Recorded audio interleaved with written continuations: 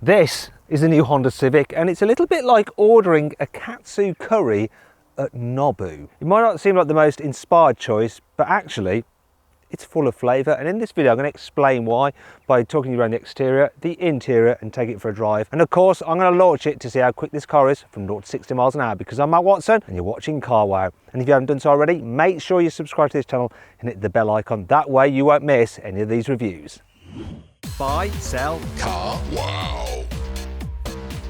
Let's start this video by talking about the design, because the previous generation Honda Civic was a little bit, there's too many like fake vents and stuff going on. It was a little bit odd really. This one is much better, though I have noticed some fakery already. That diffuser is not a diffuser, it's fake. And there's even fake exhausty bits here.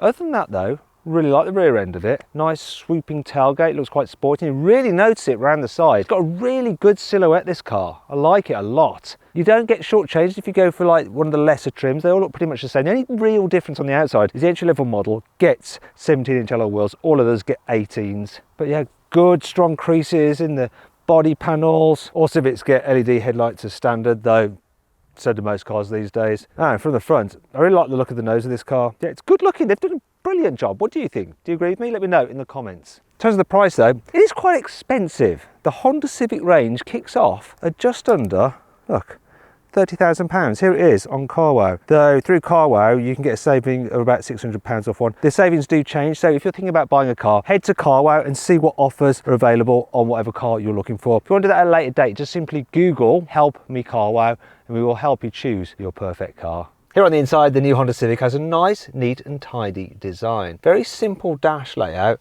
squidgy materials on top, which help make it feel and look premium. Also like what they've done with the air vents. They're like integrated into this mesh here, and you control the direction with these knobby bits here. I also like the fact they haven't been tempted to put the controls for the climate in the infotainment screen. Instead you have physical knobs. Everyone loves a physical knob, especially when you have knobs which are slightly illuminated and provide information like they do on this one. Look, oh lovely, look, I can, yeah. Anyway, stop it! Always happens. Moving on to the infotainment system itself, nice big screen, it's reasonably responsive, colours are pretty clear, and the graphics, they're alright. Not the sharpest, but not the dullest. It's definitely better than the system in the old Civic, which was just a bit of a nightmare. Anyhow, none of that really matters, because what you can do is plug in your phone and use Apple CarPlay and Android Auto, aren't you? Moving on to the driver's display, only the very top spec car gets a full digital system. All the other models have part digital, part analog, which just seems odd. The driving position though is not odd, it's very good. I love Honda driving positions, plenty of adjustment in the steering wheel and the seats. This being the top spec car, you get electrical operation. Speaking of which, you also get part leather seats. So I think this bit is leather and this bit is fake leather. Why didn't they just do all leather? Top spec car also gets a sunroof, which does, come on do it. Chose the wrong button. I'm not having a good day. Yeah, it opens, which is always good. And it's a decent size. Sometimes when you have opening sunroofs, they're just small. This one's good. Storage, yeah, we've got some space under here. Bit surprised there's no USB port in here. The USBs are here, and they're old-fashioned USB-A or whatever they're called. No USB-Cs. You do get a wireless charging port, but once again, only on the top spec model. And for old-fashioned people, look, there's a 12-volt socket there. Now let me do a center console wobble test. Solid up there, but the lower part is moving. However, you're not really going to be doing that, are you? One way to test quality, and a new test I'm going to introduce, is the stalk test. So I will test things like the wipers and the indicators to just see how they feel, because you touch those a lot, and these have a nice solid damped feel to them. Look springy yet damped at the last bit. Oh, satisfying. That's quality. Anyway, cup holders, there's two here. It can just fit bigger bottles like that, and the door bins are big enough as well to fit bigger bottles too. So that's all good. It's a well thought out cabin, and here's an example of how well thought out it is. Well, look at this, right? So you've got a sun visor and it moves out there. They all do that, but they don't all do that. See, they've thought about this, Honda have, and they've created a nice, sensible, easy car to live with. Here in the back, knee room is good. That seat's in my driving position. Headroom though, if I sit up straight, look, about that much space. People over 6 foot will find it quite tight for headroom. Now there is this lump in the floor which does eat into foot space if you count 3 in the back at once. However, this car is actually quite wide, so even with 3 adults in the back, there's enough shoulder room. The issue is for the people on the outer 2 seats, they end up hitting their head on this sloping roofline, which curves inwards. It is easy when it comes to fitting a baby seat in this car though. So there's plenty of space to get the child seat through the door, and there's enough space back here to have a bulky rear facing seat as well without having to push the passenger chair forward at all. I like that. We've also got 2 USB ports here, once again, showing they're not USB-C. Big door pockets and decent sized door bins. There's also an armrest which folds down here with a couple of cup holders there. They're quite shallow, so unless you really wedge your bottle in, it's going to drop out. There is one thing that's missing though. There is no through loading at all. Shame. Now let's check out the boot. So the capacity is 410 litres, which is bigger than the boot on a Kia Ceed, a Toyota Corolla, a Ford Focus, a Volkswagen Golf, pretty much any car apart from the unfeasibly large booty of the Skoda Octavia. Bit of an issue though, there is a bit of a load lip to lift things over, so if your suitcase is really heavy, oh no, you might end up doing that and scratching like the bumper and then getting really mad and then just hurling your heavy suitcase. I don't know why that makes me so angry. Maybe I need to go seek some help. Anyway, underneath here there is a bit of storage. It looks like it's been recessed for a spare wheel, which you don't get at all in the United Kingdom. Odd. There's some tie down points here. Up, another one over there, a couple there. You've got your 12 volt socket there. That's all good. And then when you fold down the seats, which is quite easy to do, you don't have a completely flat floor. Oh, now I've got to go get my suitcase, bear with me. Why do I do this? I know I shouldn't do this. I need to stop it. Oh. Oh.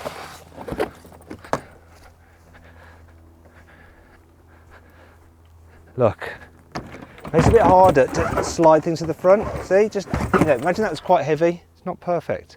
Another thing that's a little bit not perfect is this. If you get the range shopping model, it comes with a Bose sound system, which is brilliant. The only thing is that you have a subwoofer here in the boot. It takes up 5 litres of space, which isn't that much, but it could be an important 5 litres if you want to carry some golf clubs. By not having that extra recess bit here, you might not be able to fit a full set with a driver across there like that. That brings on to 5 annoying things about the new Honda Civic.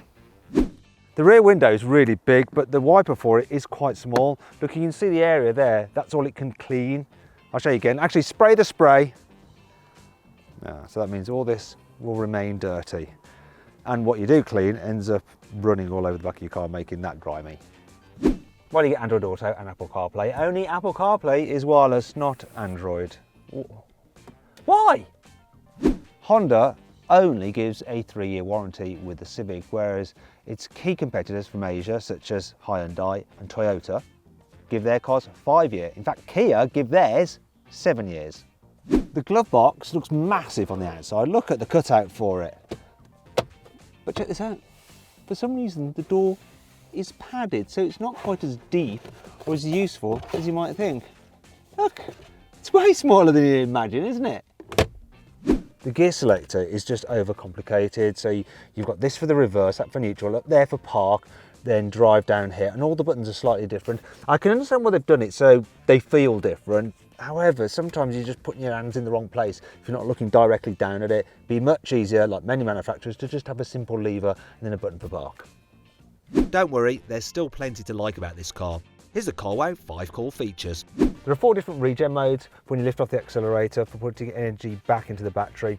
So you can increase the rate at which the car slows down by pulling on the paddle 1, 2, 3, 4 times to get the maximum. And to reduce it again, you just use the plus pedal. Not all normal, sensible family cars have a driving mode selector, but this does. Look, so you've got economy, you've got normal, and you've got sport. But this goes on better. It has a customizable mode. Look at that. You can actually mix and match the different settings, just as you like it. Honda has the cleverest load cover. Look at this. It's retractable, and it's so easy to remove, which means it's simple to store. It's very light, so you can throw it easily as well. It even comes back to you. Ow! Got my fingers. I told you it was clever. It's outsmarted me. The location of the rear seatbelt runner means that they never get snagged on the seats when you fold them down. Look, completely separate. All Honda Civics come with auto cruise control as standard, so the car will keep you safe distance from the car in front and steer to keep you in lane. Just takes the strain out of long distance driving.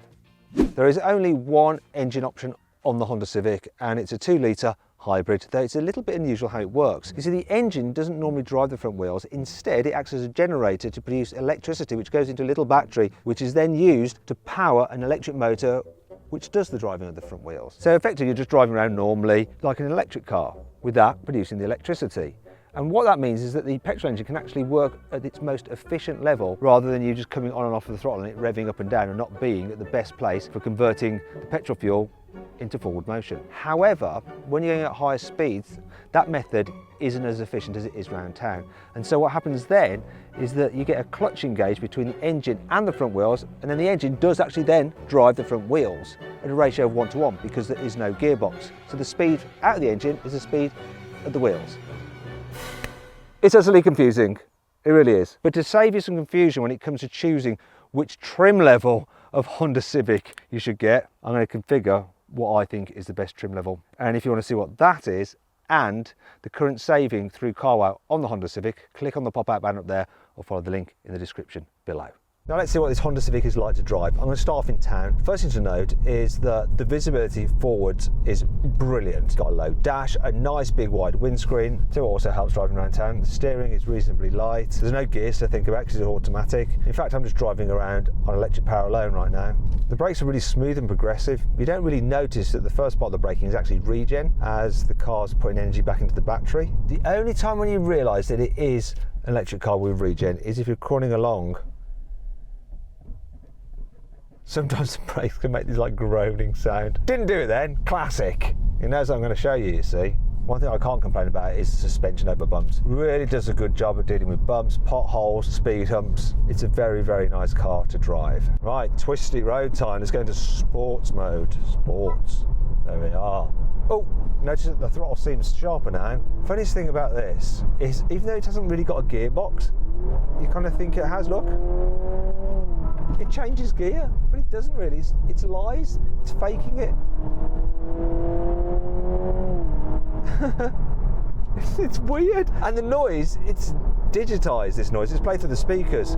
But it makes you think that you've actually got an engine that's revving like a normal engine would when it's attached to a normal gearbox. It's actually just faked. I don't know how it fakes it, because there is no gearbox. It doesn't make sense. I'll tell you what doesn't make sense either, how well this thing actually corners.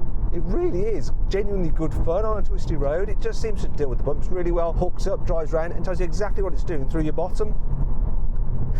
Look, just grips.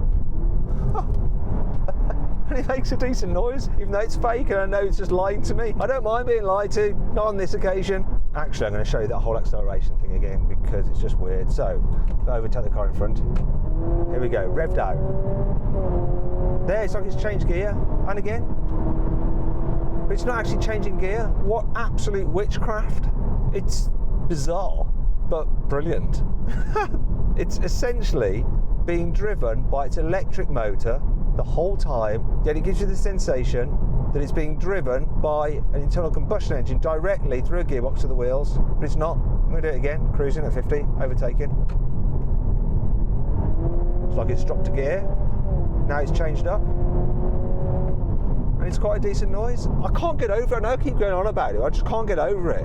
It feels totally natural. I'm dumbfounded. Anyway, the economy. This thing is averaging over 50 miles per gallon. So that system of having a petrol engine to drive a motor which works as a generator to produce electricity to drive another electric motor is actually quite efficient, even though it's just hard to comprehend. One thing I should point out though is that when you do floor this car and you really need constant acceleration, it does connect the engine to the wheels via a clutch system, but there is no gearbox as such, so it's still weird. I need to shut up now. Just get over it, man. Get over it. It drives nice. This Honda's supposed to do 0-60 in 8.1 seconds, but we'll find out what my specialist timing gear says now. In sports mode. Let's do it.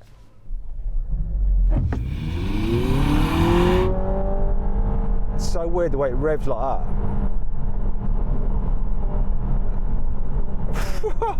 6.79 seconds. The pickup, because it's just driven by an electric motor, really, just nuts. Well, I totally don't believe that. I'm gonna have to do it again. Maybe my specialist timing gear was playing up. I'm gonna reset it. Let's have another go. Can't be right.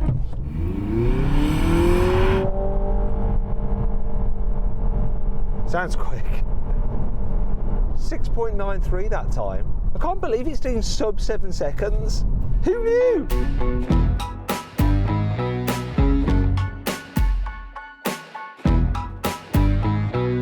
So then, what's my final verdict on the new Honda Civic? Should you avoid it? Should you consider it? Should you shortlist it? Or should you just go right ahead and buy it? I think you should shortlist it.